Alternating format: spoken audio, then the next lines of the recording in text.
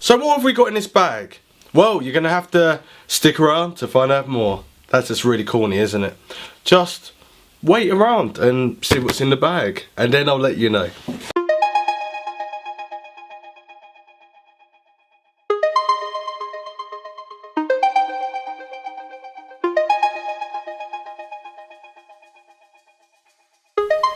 So what's in the bag? Well, you notice the bag says CoolerMaster, make it yours, CoolerMaster. This is all like the maker, make it yours, which are master cases and a master this, master that, and a master PC race.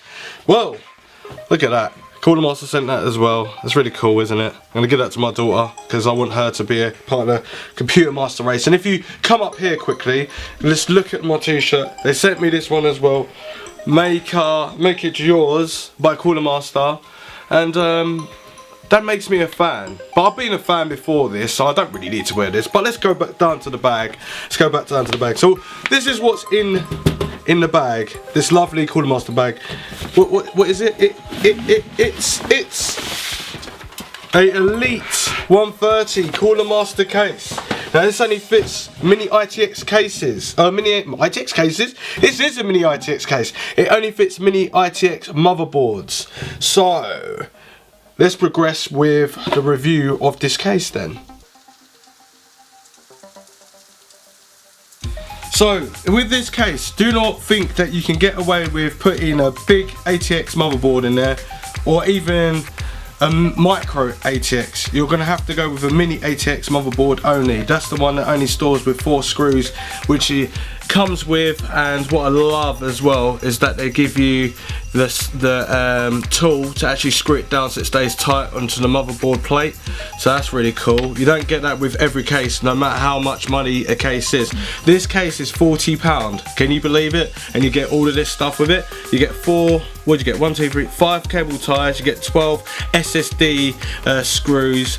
You get like screws for the actual motherboard there, and grommet screws and stuff, and there's a screws and that as well, which is a speaker for like if your graphics card is not in properly or your CPU ain't seated in properly, the speaker sound will go from the motherboard. Let's take the case side off, which I've already prepared. So you get thumb screws as well.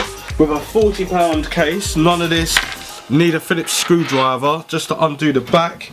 The build quality feels really nice of this case.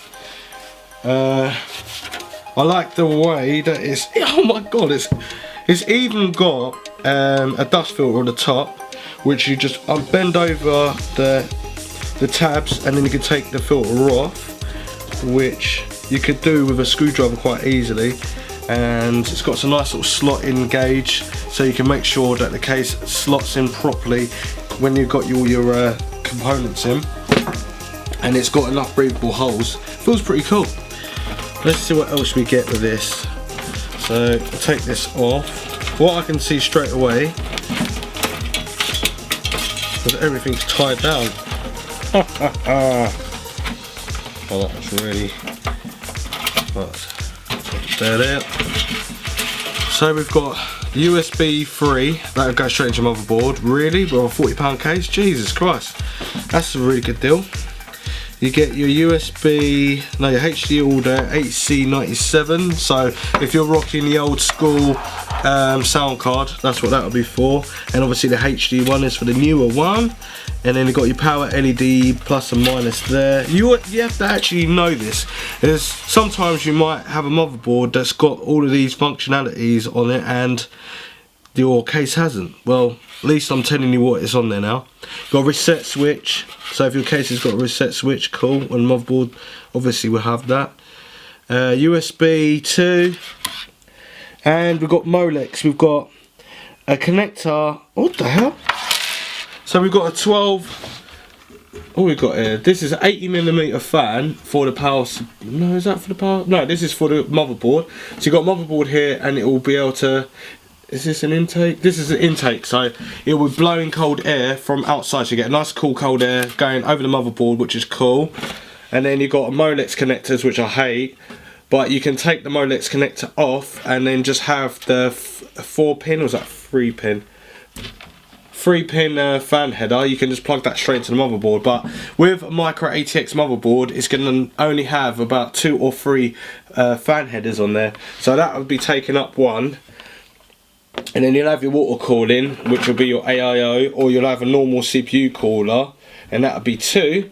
And then you've got 3, which will be the front here, which is, this is 120mm. So this is your normal standard size fan in the front as an intake.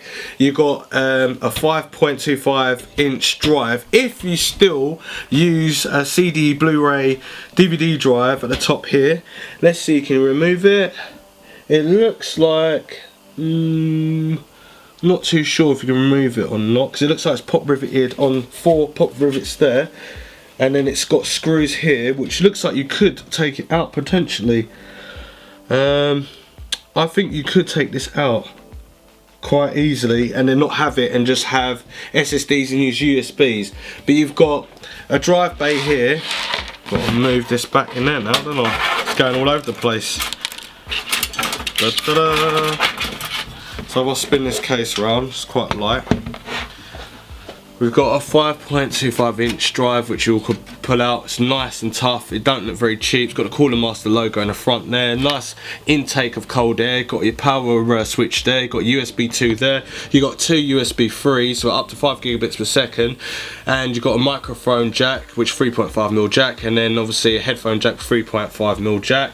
And then on the back here we've got 2 expansion slots for your graphics card, so you'll only be able to put 1 graphics card in there. And as the graphics card will stand, it will be right here, right across here. But you've got enough, plenty of room for any graphics card to go in there.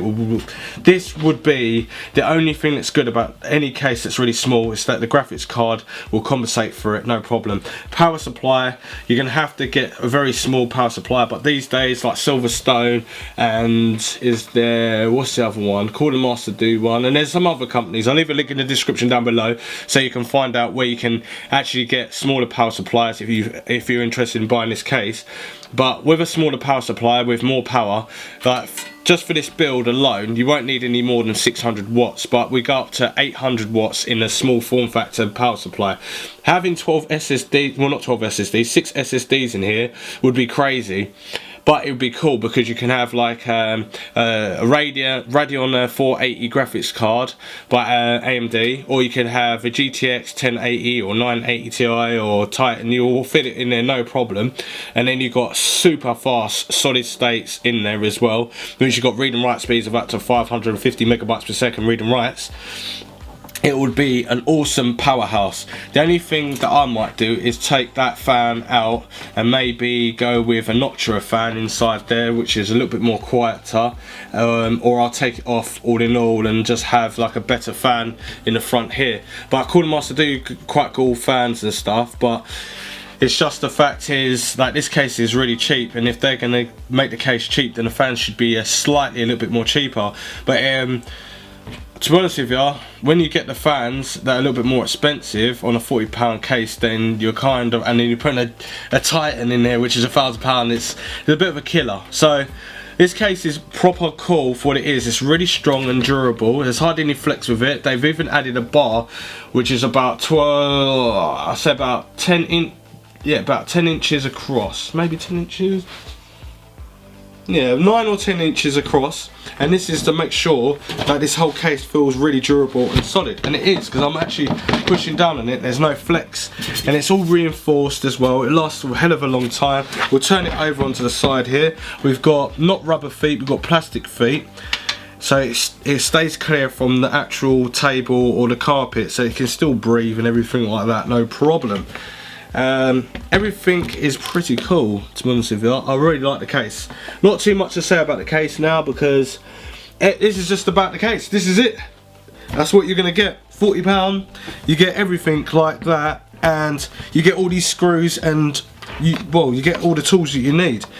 And yeah, this is really cool, and everyone that wants to have a mini ITX sort of system would be for someone that's interested in having a home theatre kit, or having a gaming system, or just a little video editing workstation. Because you talk about solid states, forget about normal hard drives. You can put normal hard drives in there. You can put You could put one probably, I don't know, you could definitely put one big terabyte, no not terabyte, sorry. You can put like a normal mechanical hard drive in there. That's what I was trying to say.